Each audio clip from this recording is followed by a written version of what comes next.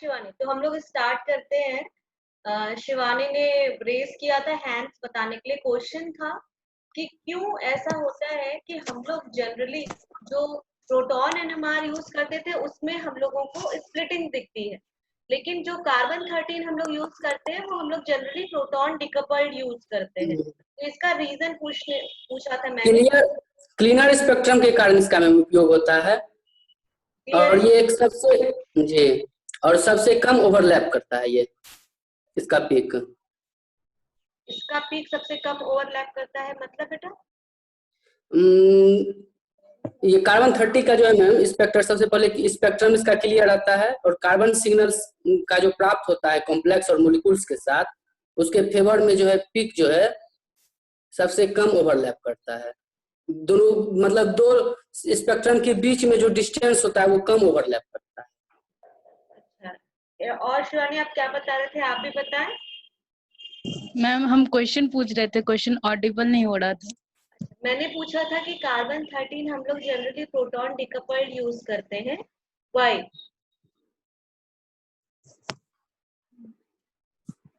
we use generally to see the carbon 13 spectrum, we use the spectra which is carbon decoupled. Low abundance के कारण, carbon 13 के लो abundance के कारण वो दोनों ओवरलैप कर जाएगा। C12 जो है, C13 जो है, इसीलिए उतना कॉम्प्लेक्स स्पेक्ट्रा आएगा। तो उसको ये करने के लिए हम लोग डीकपल्ड नहीं लेते, मतलब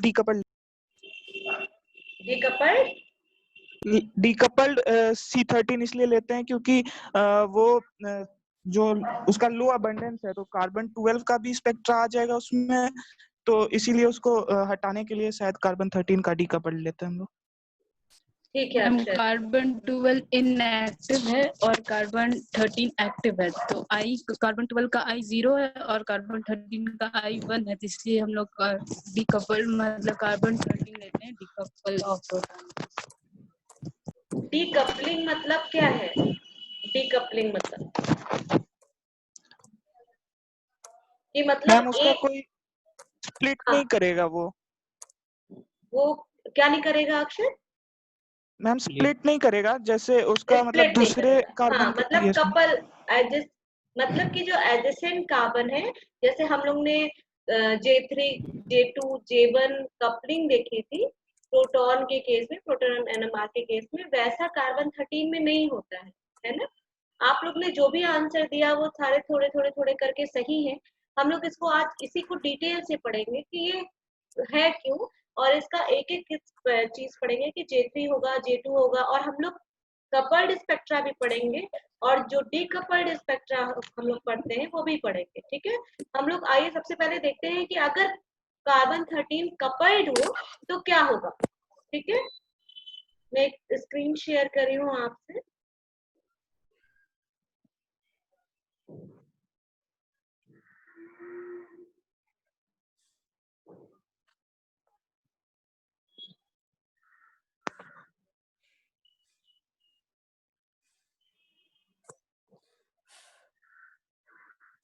शेयर हुई क्या बेटा? ओपन नहीं है मैम, लिंक डिस्क्रिप्शन के बक्से पर।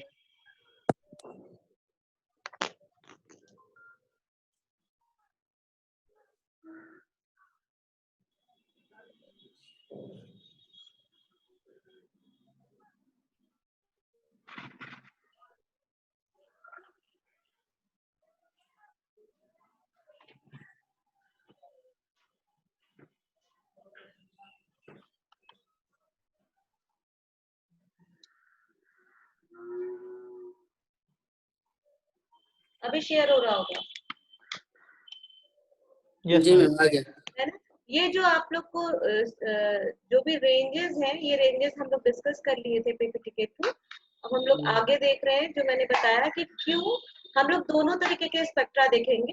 कार्बन कपल्ड भी देखेंगे प्रोटॉन के साथ में भी, और कार्बन कार्बन के साथ में भी, और साथ साथ में हम डीकपल्ड स्पेक्ट्रा भी देखेंगे। ये मैं पाविया से बता रही हूँ आपको। तो उसमें टॉपिक है proton coupled carbon 13 spectra spin spin splitting of carbon 13 signal. मतलब ये कपल्ड ठीक है। ये जो कपल्ड सिग्नल है इसमें क्या होता है, देखिए आपको जैसे बताया अभी अक्षत ने भी डिस्कस किया कि एबंडेंसी जो होती है कार्बन 13 की बहुत कम होती है। ये मैंने आपको पिछले क्लासेस में भी डिस्कस किया था कि कार्बन 13 की एबंडेंसी कम होने की वजह से होता क्या है कि अगर मान लीजिए इथेनॉल है तो उस इथेनॉल में अगर 2 कार्बन है CH3 के और CH2 के, तो ये पॉसिबिलिटी बहुत कम है एक पर्टिकुलर टाइम पे कि अगर CH3 वाला जो कार्बन है वो अगर जब सिग्नल दे रहा है तो कार्बन 13 है मतलब, तो CH2 भी कार्बन 13 हो, क्योंकि वो कार्बन 12 ही होगा जनरली। क्योंकि आपने देखा कि अगर 1000 मॉलिक्यूल लेते हैं तो केवल पॉसिबिलिटी है कि 11 मॉलिक्यूल्स ही हमारे एक्टिव होंगे जो कि कार्बन 13 होंगे। कार्बन 12 के सिग्नल हमें नहीं मिलेंगे क्योंकि वो इनएक्टिव होता है। ठीक है।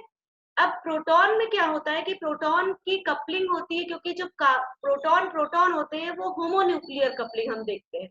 इस केस में क्या होता है कि जब कार्बन 13 की इनरिचमेंट हो जाती है, अबंडेंसी जो होती है वो बहुत कम होती है। और इनरिचमेंट कैसे होती है, जब हम बार बार स्कैन करते हैं तो होता क्या है कि जैसे मैंने बताया था कि एवरेज लेते हैं कार्बन 13, एक बार CH3 आया, फिर CH2 अगर है तो वो एक किसी बार हम रिकॉर्डिंग करेंगे तो वो कार्बन 13 होगा। तो जब हम एवरेज करेंगे तो हमें दोनों कार्बन 13 का स्पेक्ट्रा मिल जाता है। ठीक है। तो जो प्रोबेबिलिटी है कि दोनों कार्बन 13 एक दूसरे के बगल में हो वो एक्सट्रीमली लो होती है। जैसे एक बार इरेडिएशन कराएं और कार्बन एक बार इथेनॉल का मॉलिक्यूल ले और उस इथेनॉल में जो CH3 है और CH2 है उस दोनों कार्बन 13 हो, ये पॉसिबिलिटी बहुत ही कम है। जिसकी वजह से जब दोनों कार्बन 13 होगा ही नहीं तो वो कपल कैसे करेगा।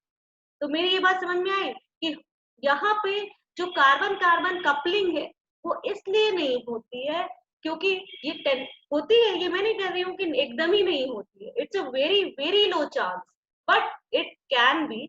लेकिन ये इतनी लो चांस है कि ये विजिबल ही नहीं होगी और रेयरली ऑब्जर्व होता है इसका होमोन्यूक्लियर स्पिन स्पिन स्प्लिटिंग। ये स्पिन स्पिन स्प्लिटिंग तभी होती है जब आपका एक न्यूक्लियाई का स्पिन दूसरे न्यूक्लियाई के साथ कपल करते हैं। जैसे कि आपने प्रोटॉन में देखा था कि एक प्रोटॉन दूसरे प्रोटॉन के साथ मिल करके क्या करता था, कपल करता था। उस कपल करने की वजह से आपके बहुत सी प्रोबेबिलिटी मिलती है, कभी कोई एक इस तरीके से रह सकता है, कभी कोई इस तरीके से रह सकता है, कभी कोई इस तरीके से रह सकता है, और या तो दोनों ही अपोजिट हो सकते हैं। तो इसका मतलब जो कपलिंग का आपकी प्रोबेबिलिटी हो रही थी और कपलिंग का जो रेशियो हो रहा था जिसको हम बायनोमियल डिस्ट्रीब्यूशन से एक्सप्लेन कर रहे थे और पास्कल्स ट्रायंगल से एक्सप्लेन कर रहे थे, वो पॉसिबिलिटी कार्बन 13 के केस में बहुत कम हो जाती है, क्योंकि बगल बगल के जो कार्बन के न्यूक्लियाई हैं कार्बन 13 होना उनके लिए, दोनों एक साथ कार्बन 13 होना उनके लिए बहुत ही रेयर चांस होता है ये। ठीक है।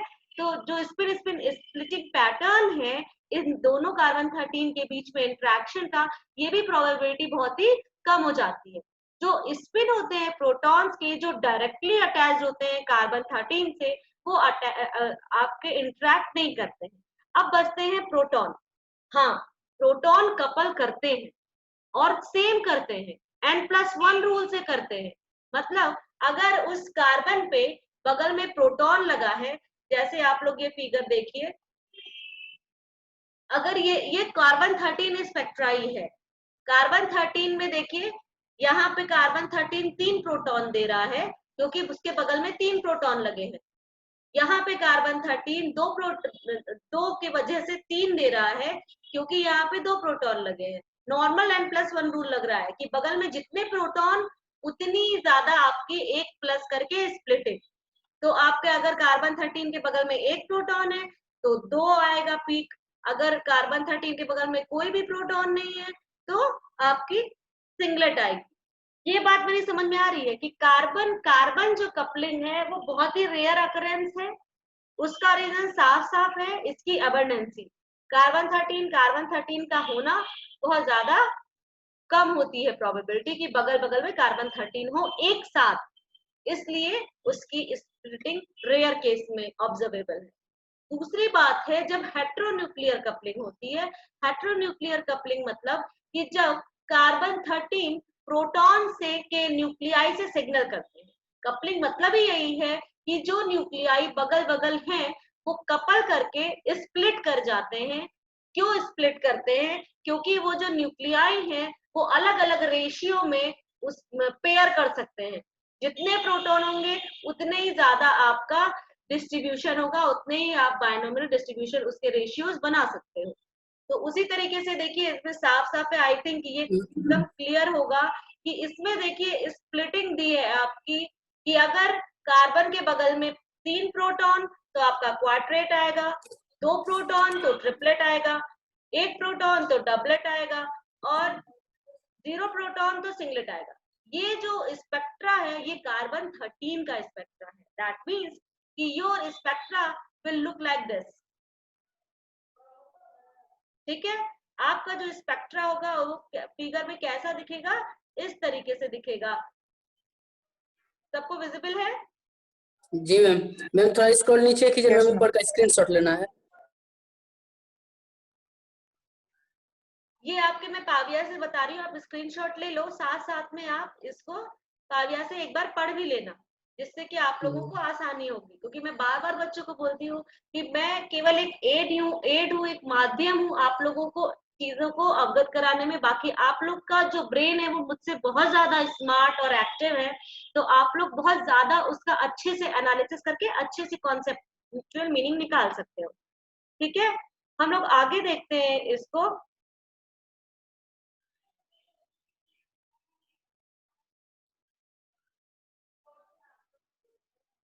अब देखिए आगे क्या है, इसमें हम बात कर रहे थे हेट्रोन्यूक्लियर कपलिंग की। जब हेट्रोन्यूक्लियर की कपलिंग हो रही है तो हम देख रहे हैं कि N+1 रूल से वो टूट रहा है और प्रोटॉन कपल्ड स्पेक्ट्रा हो रहा है। तो जो हम लोगों को मिला वो प्रोटॉन कपल्ड स्पेक्ट्रा होता है। ठीक है, अब ये जो कार्बन 13 NMR है इसमें भी हम TMS लेते हैं जिसकी वैल्यू 14.2 ppm पे आती है, जो जनरली हमको नहीं दिखता है। इसके बाद आपको ये एक चीज दिखानी थी कि देखिए होता क्या है कि जब कपलिंग होती है तो जैसे आपको बताया कि कार्बन बगल में कार्बन है उसकी वजह से होमोन्यूक्लियर कपलिंग नहीं हो रही है, कार्बन के बगल में जो प्रोटॉन है उसकी वजह से कपलिंग हो रही है। मतलब कार्बन के जस्ट बगल में तो प्रोटॉन नहीं है, प्रोटॉन कहाँ है? जो कार्बन बगल में लगा है उस पे है। तो एक प्रोटॉन डायरेक्ट उस कार्बन पे लगा है जिसकी वजह से स्प्लिटिंग हुई, और साथ साथ में वो प्रोटॉन जो बगल वाले कार्बन के ऊपर लगे हैं उस प्रोटॉन की वजह से भी स्प्लिटिंग होती है। लेकिन जो दो बॉन्ड कपलिंग होती है, जो आपकी डायरेक्ट कार्बन 13 पे लगा है, वो प्रोटॉन आपका, ये बात हमेशा ध्यान रखनी है कि जब हम सिग्नल की बात करते हैं कार्बन 13 के केस में, तो वो जो भी प्रोटॉन अटैच्ड होगा वो वही कपल करेगा जो कार्बन 13 कार्बन के न्यूक्लियाई के साथ कपल कर रहा है। कार्बन 12 वालों के साथ करने के लिए कोई सिग्नल नहीं आता है, क्योंकि प्रोटॉन जब कार्बन 12 तो इनएक्टिव है तो वो कपलिंग करेगा ही नहीं। तो जो दो बॉन्ड कपलिंग हो रही है यहाँ पे कार्बन 13 इसीलिए मेंशन है आपका। तो दो बॉन्ड कपलिंग मतलब डायरेक्ट वाली नहीं। अभी तक हम डायरेक्ट कपलिंग देख रहे थे कि जो कार्बन 13 पे प्रोटॉन लगे हैं वो कैसे स्प्लिट करेंगे। अब हम बात कर रहे हैं कि जो कार्बन 13 के बगल में जो कार्बन है, पॉसिबिलिटी है कि वो कार्बन 12 हो। इसीलिए देखिए यहाँ पे जो दिया है ये आपका कार्बन 12 दिया है। जनरली हम कार्बन 12 को कार्बन 12 नहीं लिखते हैं, जस्ट कार्बन लिखते हैं, इसीलिए यहाँ पे आपका सिर्फ कार्बन लिखा हुआ है, उससे डायरेक्टली प्रोटॉन अटैच्ड है और ये कार्बन 13 इससे अटैच्ड है। ठीक है, अब ये जो स्पेक्ट्रा ऑकर होता है कार्बन 13 का, इसका कपलिंग कांस्टेंट 0 से 2 हर्ट्ज होता है। और ये 0 से 2 हर्ट्ज जो कपलिंग है वो इतनी कम होती है कि वो ऑब्जर्वेबल उतनी ज्यादा नहीं होती है, जिसको हम इग्नोर किया जा सकता है। तो इसीलिए frequently we ignore in the routine analysis these kind of coupling. कौन सी कपलिंग? जो उस कार्बन के एडजेसेंट में प्रोटॉन्स हैं उनसे जो कपलिंग हो रही है उस कार्बन 13 की, वो हम स्किप कर जाते हैं। अब जो दो तरीके के आप अपने जो ये एग्जाम्पल देखा, ये इथाइल फिनाइल एसीटेट का है, इसमें देखिए कितने तरीके के प्रोटॉन है। इसमें प्रोटॉन देखिए कितने के तरीके के हैं, 3 तरीके के, 4 तरीके के, 5 तरीके के, 6 तरीके, कितने तरीके के प्रोटॉन है? 6 तरीके के। और बच्चे बताइए। जो फिनाइल एसीटेट है उसकी बात कर रही हूँ बेटा।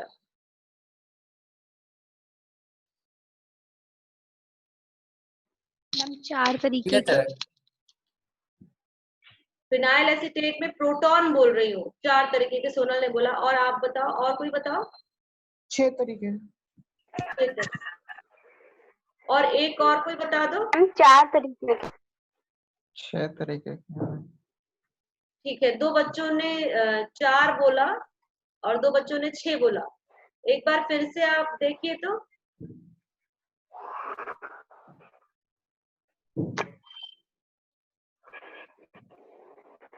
छह ही है मैम। ठीक है, 3 बच्चों ने 6 आया। इसको हम देखेंगे, एक CH3 के, एक CH2 के प्रोटॉन्स, एक बेंजाइल CH2 के प्रोटॉन, और ये जो मॉलिक्यूल है ये सिमेट्री में आ जाएगा, इस प्लेन ऑफ सिमेट्री आ जाएगी, तो इसमें 3 तरीके के प्रोटॉन्स हो जाएंगे। दैट मीन्स कि total number of protons is 6। ये जो 6 प्रोटॉन्स हैं ये आपस में स्पिन स्पिन स्प्लिटिंग के थ्रू स्प्लिट करेंगे। कार्बन की कितने होते हैं, इसमें कार्बन की कितने स्प्लिटिंग हो रही है? आप ये करके रखिए, 1 सेकेंड में बस आ रही हूं। आप इसको देख के रखिए कि इसमें कितने कार्बन के पीक आए। कार्बन के पिक है 1 2 3 4। कार्बन की एक ही पिक आ रही है मैम।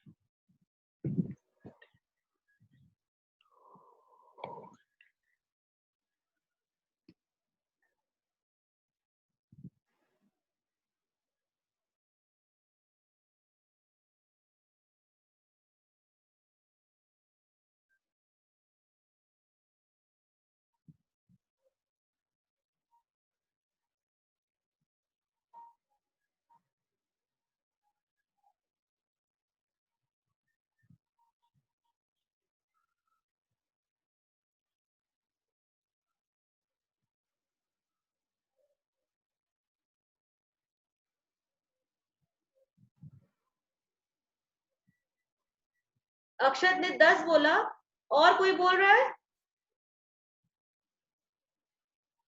8 है मैम, 8। 8।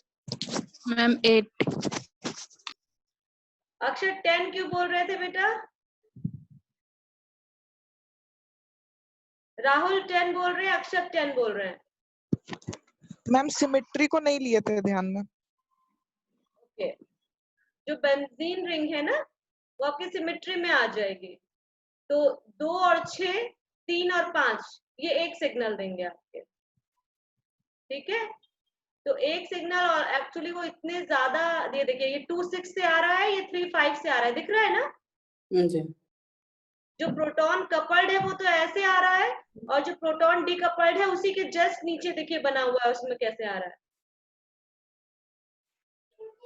और एक चीज आपको बता दूं कि जो आपका जो रेंज लेते हो कार्बन 13 का, वो प्रोटॉन के रेंज से एकदम अलग है। ठीक है, तो इसलिए जो प्रोटॉन की जो पीक्स है, सिग्नल्स हैं, वो आपके कार्बन 13 में नहीं दिखती हैं। ठीक है, तो जो आपका इथाइल फिनाइल एसीटेट है उसमें इथाइल ग्रुप आपका डाउन ग्रेड है, जैसा जैसा उसी के हिसाब से बेंजीन रिंग में तब 3 हो जाएगा ना कार्बन? 1 4 सिमेट्री है। 3 नहीं, 4 सिमेट्री, 4 होगा ना, 4 कार्बन होगा ना। 1 4 सिमेट्री नहीं है। 1 2 बेंजीन में 1 और 4 सिमेट्री नहीं है, उस पे लगा हुआ है ना। 1 और 4 सिमेट्री नहीं है बेटा, 6 और 2 केवल सिमेट्री में है और 5 और 3 सिमेट्री में है। तो इसीलिए तो जो नंबर ऑफ सिग्नल होगा वो 4 होगा ना बेंजीन रिंग में। केवल एक जो 1 की वजह से आए, जो 2 और 6 की वजह से आए, जो 3 और 5 की वजह से आए और एक 4 की वजह से आए। तो आप मैम ऊपर वाला रिपीट कीजिएगा। हाँ, ऊपर वाला जो था वो फिनाइल एसीटेट वाला, उसमें प्रोटॉन का सिग्नल उसमें समझ नहीं आया, रिपीट कीजिएगा उसमें। ये फिनाइल एसीटेट की ही बेंजीन रिंग है बच्चा। ये जो ये है ना, ये फिनाइल एसीटेट ही है नीचे वाला, वो उसका केवल बेंजीन रिंग को नंबरिंग कर दिया है आपको दिखाने तो के लिए। उसमें कितना सिग्नल होगा मैम? 1 2 3 प्रोटॉन का? हाँ, प्रोटॉन का तो आपका 1 2 3 4 5 6।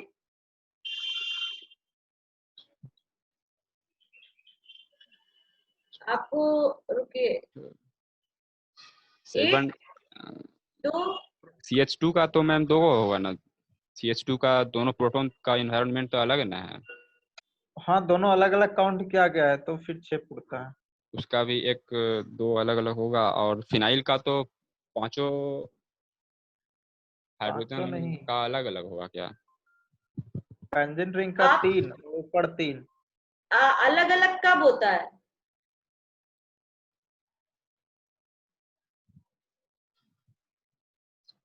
अलग अलग कब होता है? बेंजीन का नीचे वाला 2 प्रोटॉन का इन्वायरमेंट अलग है ना मैम, और ऊपर वाला का 2 अलग है। बेंजीन का अलग ही आ रहा है, आप नहीं समझ रहे मेरी बात, या तो मैं आपकी बात नहीं समझ रही हूँ।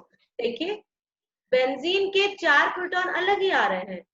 ये वाला अलग आ रहा है, ये दोनों एक तरीके के आ रहे हैं, ये दोनों एक तरीके के आ रहे हैं, और ये अलग आ रहा है। इसके अलावा आप कुछ कह रहे हो? मैम फर्स्ट पोजीशन पे प्रोटॉन है ही नहीं तो। सॉरी, फर्स्ट प्रोटीन में ये कार्बन की बात मैं कर रही थी। 3 सिग्नल हुआ ना मैम थी बेंजीन पे। हाँ, प्रोटॉन पे 3 ही हुआ। एग्जैक्टली, प्रोटॉन पे 3 ही हुआ। कार्बन 4 तरीके के हैं, प्रोटॉन 3 ही तरीके के हैं, तो इसीलिए तो 3 तरीके के इसमें है, और आपके ऊपर उधर 3 तरीके के, तो टोटल 6 तरीके का हुआ ना। 7 ना मैम हुआ। 7 कैसे हुआ? 3 इसमें 3 CH2 पे 2। बेंजीन रिंग पे मैम, इस पे मैम एक बार फोटो का काउंटिंग CH2 बता 2 दीजिए। कैसे होगा सुमित? CH2 पे मैम मतलब उसका प्रोटॉन पे स्ट्रक्चर बनाएंगे तो ऊपर वाला प्रोटॉन जो होगा उसके सामने डबल बॉन्ड ऑक्सीजन भी आएगा ना इन्वायरमेंट में, नीचे वाला का इन्वायरमेंट में अलग आएगा ना मैम। वो आप मुझे जहां तक है, इस फिनाइल जो आपका मॉलिक्यूल है इथाइल फिनाइल एसीटेट, इसमें CH2 का एक ही सिग्नल आता है। ठीक है? अच्छा अच्छा ठीक है मैम, इसमें ठीक। बेंजीन रिंग में मैम एक बार बता दीजिए तो फोटोन का काउंटेशन, फोटोन करके। फिर से राहुल बोलिए क्वेश्चन। बेंजीन रिंग में मैम फोटोन का काउंटिंग 3 कैसे हुआ इसमें? बेंजीन वाला समझ गया मैं। ठीक है, राहुल देखिए, ये किस लिए है? एक आपका ये है, जी। एक ये दोनों प्रोटॉन एक जैसे आएंगे, 2 और ये 6 और 2 एक जैसे आएंगे। 3 जी मैम, और एक तो कंस्ट्रक्ट जुटा हुआ है जी मैम। ठीक है? जी समझ में। ठीक है ना? जी तो हम लोग आगे देखते हैं। फिर ये कह रहे हैं, अभी हम लोग ने बात की कि डायरेक्टली एक प्रोटॉन जो डायरेक्टली कार्बन 13 से अटैच्ड है वो कैसे स्प्लिट कर रहा है, और उसके बगल में जो कार्बन है वो उस पे जो प्रोटॉन है वो कैसे कर रहा है। तो जो डायरेक्टली अटैच्ड है वो आपके जब स्प्लिटिंग दे रहे हैं डायरेक्ट, जैसे 2 है तो 3 दे रहा है, 3 है तो 4 दे रहा है। लेकिन जो कार्बन से अटैच्ड कार्बन है उसके जो प्रोटॉन्स हैं वो स्प्लिटिंग की वैल्यू बहुत ज्यादा नहीं, एक्चुअली उनके बीच में जो कपलिंग है वो J की वैल्यू 0 से 2 हर्ट्ज के बीच में आती है, जो बहुत स्मॉल होती है और हम उसको नेग्लेक्ट कर सकते हैं। अब जो तो मैम इसमें फोटोन 3 हुआ तो n+1 रूल लगेगा ना, तो 4 फोटोन हो जाएगा पूरा बेंजीन रिंग में। क्या बोल रहे हो राहुल? मैं अब फिर से बोले, मुझे समझ नहीं आ रहा है आप क्या बोल रहे हैं। जैसे मैम बेंजीन रिंग में 3 फोटोन हुआ, 6 2 5 3 और 4। आप जो आपका स्प्लिटिंग हो भी रही है वो बनता है। समझते हैं ना कि कार्बन पे जी डायरेक्ट मैम। जो प्रोटॉन लगा हुआ है, अभी जो मैंने जी फिगर दिखाई थी उसके हिसाब से देखिए, अलग अलग प्रोटॉन अलग अलग नहीं स्प्लिट करेंगे ना। एक कार्बन पे जो जी प्रोटॉन डायरेक्टली लगे हैं, अगर ये कार्बन पे देखिए, इस कार्बन और स्पेसिफिकली कार्बन 13 होना चाहिए, अगर कार्बन 13 है उसमें 3 प्रोटॉन लगे हुए हैं तो ये स्प्लिट करके 4 होगा, N+1 हो जी जाएगा। मैम। जी तो एक कार्बन पे ही लगे होने चाहिए, और बगल बगल वाले जो कार्बन है वो एक साथ कार्बन 13 होना पॉसिबिलिटी कम है, जिसकी वजह से आपको जो होमोन्यूक्लियर कपलिंग एकदम नहीं हो रही है।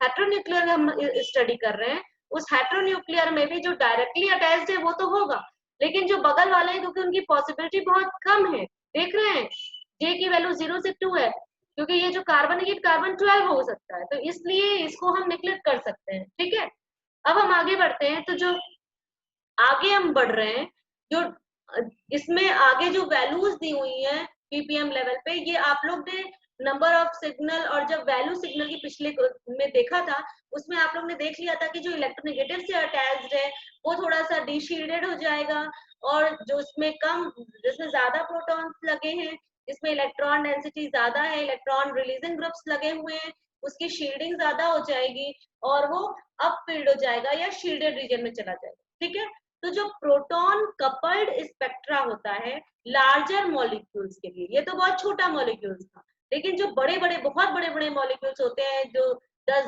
मतलब जिनका मॉलिक्यूलर वेट बहुत ज्यादा मैक्रो मॉलिक्यूल्स कहे जाते हैं, उनका स्पेक्ट्रा लेना बहुत ही मुश्किल होता है। प्रोटॉन कपल्ड स्पेक्ट्रा इसीलिए लार्ज मॉलिक्यूल्स का नहीं लिया जाता है, क्योंकि जो मल्टीप्लेट्स वगैरह होते हैं वो डिफरेंट कार्बन्स के वो ओवरलैप कर जाते हैं। वो किस वजह से? क्योंकि डायरेक्टली जो प्रोटॉन अटैच्ड होते हैं कार्बन 13 से डायरेक्टली, बार बार मैं ध्यान आपको कह रही हूँ कि जो कार्बन 13 से डायरेक्ट प्रोटॉन अटैच्ड होते हैं उनका कपलिंग कांस्टेंट इतना ज्यादा लार्ज होता है कि उनके बीच में इतनी ओवरलैपिंग हो जाती है, और जो केमिकल शिफ्ट डिफरेंस है जो कार्बन 13 के बीच में, कार्बन कार्बन के बीच में जो डिफरेंस है पीपीएम लेवल का, वो उसको ओवरकम कर जाते हैं और बहुत ज्यादा ओवरलैपिंग सिग्नल्स हमको मिल जाते हैं। तो जो डिफरेंस है कार्बन 13 के सिग्नल्स का, उससे ज्यादा जो स्प्लिटिंग होने के बाद जो जे हमको मिल रहा है, कपलिंग मिल रही है, वो ज्यादा हो जाती है। यही कारण है कि आपका डीकपल्ड किया जाता है। इनफैक्ट कभी कभी तो मॉलिक्यूल जैसे कि इथाइल फिनाइल सिस्टेट है, ये तो आसानी से आप इंटरप्रेट कर रहे हैं, लेकिन अगर एक साथ बहुत ज्यादा आ जाते हैं तो इसको भी डिफिकल्टी होती है आपको एनालाइज करने में। तो जो प्रोटॉन डिकपलिंग है वो आप इसको प्रॉब्लम इसको सॉल्व कर देता है, इसलिए हम प्रोटॉन डिकपल्ड स्पेक्ट्रा यूज करते हैं कार्बन 13 के केस में। अब जो प्रोटॉन डिकपल्ड स्पेक्ट्रा है वो मेजॉरिटी जो आपकी है वो क्या है, आपने देखा कि प्रोटॉन डीकपल्ड स्पेक्ट्रा ही आप लोग ने जो भी एनालाइज किया वो प्रोटॉन डीकपल्ड स्पेक्ट्रा। अब ये जो प्रोटॉन डीकपलिंग करते हैं ये करते कैसे? ये प्रोटॉन डीकपलिंग टेक्निक जितना इंटरेक्शन है कार्बन 13 के बीच में और प्रोटॉन जो डायरेक्टली अटैच्ड है उनको वो दूर कर देती है। ठीक है, और हमें जो सिग्नल मिलता है वो केवल सिंगलेट मिलता है जो कि डिकपल्ड होता है, और आसानी से हम इसको सिंप्लीफाई कर सकते हैं, नंबर ऑफ कार्बन बता सकते हैं। ओवरलैपिंग जो मल्टीप्लेट्स हैं वो भी इसके वजह से नहीं आते हैं आपके। ठीक है, बस प्रॉब्लम होती है कि जो डायरेक्टली कितने नंबर ऑफ हाइड्रोजन अटैच्ड है उनके बारे में जानकारी हमको नहीं मिल पाती है।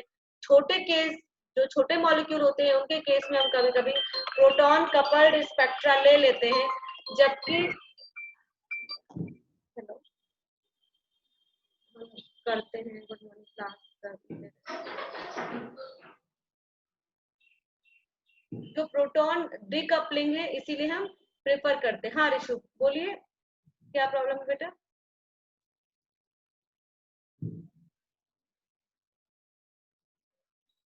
मुझे लग रहा है कि अपने आप हो गया है, कोई बात नहीं, आगे बढ़ते हैं हम लोग। जो प्रोटॉन डिकपलिंग है वो कार्बन 13 स्पेक्ट्रा को क्या किया जाता है, इरेडिएट किया जाता है। ठीक है, आप जब पिछले क्लासेस में याद करिए आपने पढ़ा था कि अगर प्रोटॉन क्यों सिग्नल देता है, क्योंकि फ्लिपिंग होती है। तो अगर ये फ्लिपिंग को ही हम किसी तरीके से रोक दें तो आपका वो होगा ही नहीं, सिग्नल ही नहीं आएगा। याद आ रहा है ना? जो सिग्नल आता है वो क्यों आता है? क्योंकि आपकी फ्लिपिंग होती है, स्पिन चेंज होता है। तो अगर हम इस एक स्पिन से जो एनर्जी स्टेट है स्पिन स्टेट का, दूसरे स्पिन स्टेट एनर्जी स्टेट का पॉपुलेशन डेंसिटी बराबर कर दें, मतलब जो सैचुरेशन वर्ड आपने पढ़ा था, अगर हम सैचुरेट कर दें तो आपका जो स्पेक्ट्रा आ रहा है वो आएगा ही नहीं। तो यही चीज की जाती है आपके डीकपलिंग प्रोसेस में। तो मतलब आपका डीकपलिंग में करते क्या है, इसमें साइमल्टेनियसली एक साथ बहुत ज्यादा प्रोटॉन्स को, जितने भी ऑलमोस्ट हैं सारे के सारे प्रोटॉन्स को इरेडिएट कर दिया जाता है। एक ब्रॉड स्पेक्ट्रम फ्रीक्वेंसी का लिया जाता है, प्रॉपर रेंज की, proper range in the terms of the जो आपका एनर्जी गैप है उसके, कि उस एनर्जी गैप जितने जितने प्रोटॉन्स हैं उसमें और जितने जितने एनर्जी गैप उसको करस्पॉन्ड करे, उसकी एनर्जी के जो ब्रॉड फ्रीक्वेंसी है उसको आप इरेडिएट करते हो और फिर उन दोनों का एनर्जी लेवल बराबर कर देते हो पॉपुलेशन डेंसिटी में, तो आपका कोई भी फ्लिपिंग होती ही नहीं। तो जो मोस्ट मॉडर्न एनएमआर स्पेक्ट्रोमीटर्स होते हैं वो एक ट्यूनेबल रेडियो फ्रीक्वेंसी जनरेटर उसमें अलग से दिया ही जाता है, और वो जो रेडियो फ्रीक्वेंसी जनरेटर होता है उसको नाम दिया गया है डीकपलर। क्यों? क्योंकि वो यही काम ही करता है, वो सैचुरेट कर देता है प्रोटॉन को दोनों लेवल पे, जिसकी वजह से वो सिग्नल नहीं देता है। तो ये जो इरेडिएशन है वो प्रोटॉन्स को सैचुरेट कर दिए और अपवर्ड और डाउनवर्ड जो ट्रांजिशन था वो रुक गया, दोनों में पॉसिबल स्पिन स्टेट्स बराबर हो गए। जो रैपिड ट्रांजिशन होता है, जो स्पिन स्पिन इंटरेक्शन होता है हाइड्रोजन और कार्बन 13 के बीच में, वो आपका ऑब्जर्व नहीं हो रहा है। तो ओवरऑल कि जो आपका स्पिन इंटरेक्शन है वो 0 हो गया, इतना रैपिड एक्सचेंज होता है आपका इसकी वजह से। और जो कार्बन न्यूक्लियस है वो सेंस करती है एक एवरेज, कि आपके जो स्पिन स्टेट है, जो हाइड्रोजन है उसका पूरा जो भी बार बार आपका मूव कर रहा है उसको एक एवरेज की तरीके से लेती है, और जो डायरेक्टली अटैच प्रोटॉन्स हैं उसको एकदम उसका स्पिन स्टेट्स वो कोई कुछ भी फील ही नहीं करती है, ठीक है ना? उसका एवरेज यही होता है आपका। तो आपके जो दो स्पिन स्टेट है वो उसको एक ही स्पिन स्टेट फील कर रही है। अब एक आपको फिगर देखिए कि ये 4.4 BA जो आपका पहले था, जिसमें आपको डीकपलिंग कर दी थी और आपको सिर्फ कार्बन के सिग्नल्स मिले थे, ठीक है? तो ये जो आपका ग्राफ है, ये नीचे वाला ग्राफ आपको डीकपल से मिला है। तो इसमें जो स्प्लिटिंग हो रही थी प्रोटॉन की वजह से वो नहीं मिली, और नॉर्मल जो कार्बन के सिग्नल्स हैं वो आपके मिल गए। और इसमें भी जो डी शेडिंग और शेडिंग है उन सब में इफेक्ट आएगा, कि जो आपने देखा था कि इलेक्ट्रोनेगेटिव एलिमेंट्स लगे हैं, कि इलेक्ट्रॉन रिलीजिंग ग्रुप्स लगे। अब आपका जो सेकेंड एग्जाम्पल है प्रोटॉन डीकपल्ड स्पेक्ट्रा का, ये आपका प्रोपेनॉल का है। आपने ये मैं बहुत ज्यादा डिस्कस नहीं करूंगी क्योंकि आप लोगों को मैं कल कुछ एग्जाम्पल्स कराई थी जिसमें साफ साफ आप लोगों ने बताया था खुद ही कि कितने नंबर ऑफ प्रोटॉन्स होंगे और कितने आपके सिग्नल होंगे कार्बन के। आप इस मॉलिक्यूल में वैसे तो ये दिया हुआ है, फिर भी आपको ए बी और सी अगर प्रोटॉन के केस में पूछा जाए तो किसकी वैल्यू कहाँ पे आएगी, एक रेंज याद है किसी को? प्रोटॉन के बारे में मैं पूछ रही हूँ।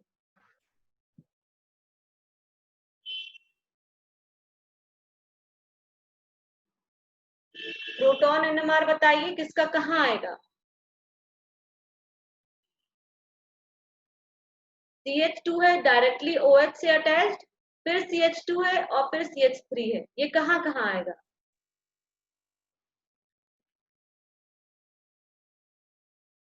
कोई बताइए बेटा। मैम मतलब इसका रेंज बताना है। हाँ, कहाँ कहाँ पे आएंगे? ABC ये दिया हुआ है आपको, और प्रोटॉन केमिकल शिफ्ट में कहाँ कहाँ आएंगे ABC? राइट साइड से लेफ्ट साइड तक बताइए। मैम सबसे पहले 0 से लेकर 10 तक आ जाएगा ए नंबर का मीथेन का। 0 से 10 तक बेटा? 0 से 10 से 11 तक ही तो हम शो करते हैं प्रोटॉन एनएमआर। मैम 0.5 से 2 तक आ जाएगा ACH3 मिथाइल ग्रुप, और ये जो C वाला है वो 2 to 5 के बीच में आ जाएगा C वाला, जिसमें फिर से इलेक्ट्रोनेगेटिव बोलिए ग्रुप बेटा। लगा होगा। मैम A वाला आ जाएगा 0.5 से 2 के बीच में, और हाँ। C वाला आ जाएगा 2 से 5 के बीच में, और B वाला B वाला भी 2 से 5 के बीच में, लेकिन वो जो C वाला है वो थोड़ा सा डाउन फील्ड की तरफ रहेगा, क्योंकि इलेक्ट्रोनेगेटिव ग्रुप लगा हुआ है। ठीक है, वेरी गुड, एकदम सही बताया शिवानी ने। तो और कार्बन भी आप लोग देख रहे हैं, उसका रीजन भी यही है, ABC डायरेक्टली, क्योंकि जो इलेक्ट्रोनेगेटिव में और कोई ब्रांचिंग या और कोई फंक्शनल ग्रुप नहीं लगा हुआ है, तो जो इलेक्ट्रोनेगेटिव है वो आपके नॉर्मल, आपको पता है कि 50 से 100 के बीच में आएंगे, और जो A और B है वो आपका 0 से 50 के बीच में आएगा, और जो 0 से 50 के बीच में आता है वो आपका उसी सीक्वेंस में रहेगा जहाँ पे कि आपकी इलेक्ट्रोनेगेटिविटी कम हो रही है या ज्यादा हो रही है, इलेक्ट्रॉन जहाँ पे जितना ज्यादा है। ठीक है, इसके बाद आपके 2 डायमेंशनल स्पेक्ट्रा है।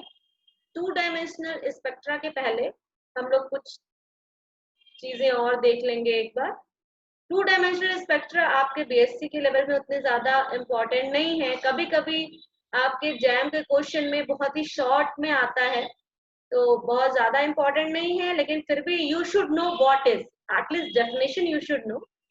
उस पे क्वेश्चंस नहीं करेंगे नेक्स्ट क्लास में। आज जो भी है आपका थोड़ा बहुत ये मैं आपको बता दे रही हूँ, अलग से मैं 2D की क्लास लूंगी, उसमें अगर BSc के स्टूडेंट्स चाहें तो आ सकते हैं या नहीं आ सकते हैं वो मैं आपको शेयर कर दूंगी जिस दिन लूंगी। आई ऑलमोस्ट आपका कल संडे है, तो ट्यूसडे को आपकी वाली क्लास लूंगी। मंडे को मैं क्वेश्चंस जो भी है आपके प्रोटॉन से रिलेटेड, कार्बन से रिलेटेड थोड़ा ज्यादा देर बताऊंगी, लेकिन सारे क्वेश्चंस डिस्कस करूंगी जो कि जैम में या फिर नेटगेट के तो क्वेश्चंस कुछ डिस्कस हुए हैं, उसके भी क्वेश्चंस आपको डिस्कस कर दूंगे।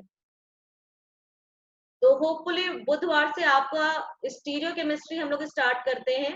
आप लोग कोई दूसरी स्पेक्ट्रोस्कोपी पढ़ना चाहते हैं कि स्टीरियो केमिस्ट्री पढ़ना चाहते हैं? Ma'am studio chemistry.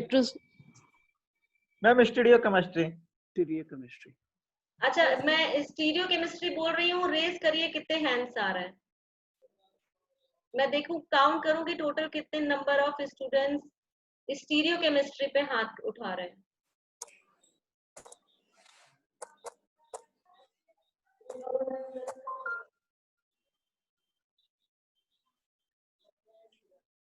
Stereo chemistry पे मुझे 3 हाथ दिखे, 4 हाथ। स्पेक्ट्रोस्कोपी पे IR है नेक्स्ट चैप्टर, थोड़ा सा इंफॉर्मेटिव है, अगर आप बोलोगे तो IR भी पढ़ा सकती हूँ। वैसे स्टीरियो केमिस्ट्री पे 5 हाथ उठे हैं। अब आप लोग लोअर कर लीजिए हाथ और बताइए IR कितने लोग बोल रहे हो? मैम IR सिर्फ शिवानी। IR कर लेंगे तो स्पेक्ट्रोस्कोपी वाला चैप्टर हम लोग का ऑलमोस्ट कंप्लीट हो जाएगा, तो वो कर लेंगे तो ज्यादा बेटर है ना। ठीक है, दूसरी चीज की अगर IR कराती हूँ तो वो IR में आप लोगों को कोशिश करूंगी, IR के बाद में एक कुछ जैसे क्वेश्चंस होते हैं ना जो सारी की सारी स्पेक्ट्रोस्कोपी कॉमन होती है, तो वो भी करा देंगे। ठीक है, IR ही करा देती हूँ, और IR के बाद में तो हम लोग होपफुली ट्यूसडे से, ठीक है, ट्यूसडे से IR स्पेक्ट्रा स्टार्ट करेंगे, और जो 2 डायमेंशनल स्पेक्ट्रा बोल रही हूँ वो मैं अलग से उसी दिन कर दूंगी, थोड़ा सा नेक्स्ट टाइमिंग इधर उधर करके। तो वो छोड़ दीजिए मैम, 2 डायमेंशन का। नहीं सुमित, वो मैं पढ़ाऊंगी।